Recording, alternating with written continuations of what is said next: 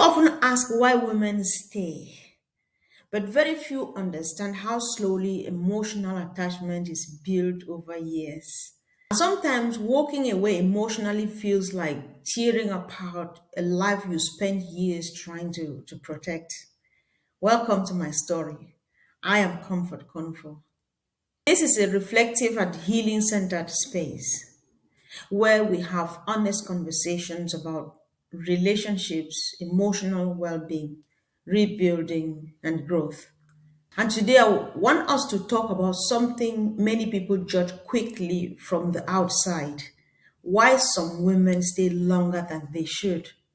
Looking back now, I realize many people think leaving unhealthy situations is always emotionally simple. But real life is often more complicated than that. Because when people hear the difficult parts of a relationship, they sometimes forget that years of emotional history also existed inside that same story. There were routines, there were shared dreams, children, friendship, memories, family life inside my mind. Family still mattered deeply, even during painful seasons. And one thing many people do not fully understand is that when you have built your entire emotional world around preserving a family, your mind keeps searching for reasons to hold things together, especially when children are involved. You begin thinking, maybe things will improve. Maybe this season will pass. Maybe healing is still possible. And over time, hope itself becomes emotionally binding.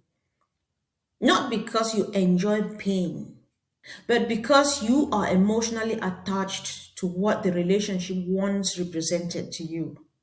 For me, marriage was never something casual emotionally. I took loyalty seriously. I took commitment seriously. Perhaps one reason I stayed longer was because I kept separating the person I once knew from the person the relationship was gradually becoming. I kept hoping things would stabilize again emotionally. And another thing that kept many women of my generation enduring quietly is that many of us were raised to protect relationships at all costs, to adjust, to persevere, to carry burdens silently. And while endurance can sometimes be admirable, there are situations where endurance slowly becomes emotional self destruction. I'm speaking from experience. But many women do not realize that immediately, especially while trying to protect children emotionally at the same time. Because motherhood changes how women process suffering. You stop thinking only about yourself. You begin calculating what happens to the children, what happens to the family, what happens if things still improve later. And those emotional calculations can keep women emotionally trapped for years. One painful thing about survival mode is that you become so focused on keeping life functioning that you stop recognizing how emotionally exhausted you have become yourself. And perhaps someone listening today still judges themselves for staying too long in painful situations.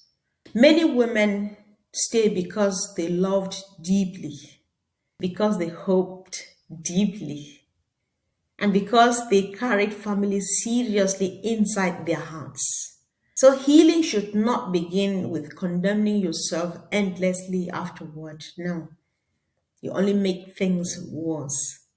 Healing begins with understanding what kept you emotionally attached, so wisdom can grow from it moving forward. Today, I want you to reflect honestly on this. Are you preserving something healthy or preserving something that is slowly destroying your peace? Are you carrying responsibility alone emotionally? And have you become so committed to holding everything together that you have stopped noticing how much of yourself is quietly breaking inside?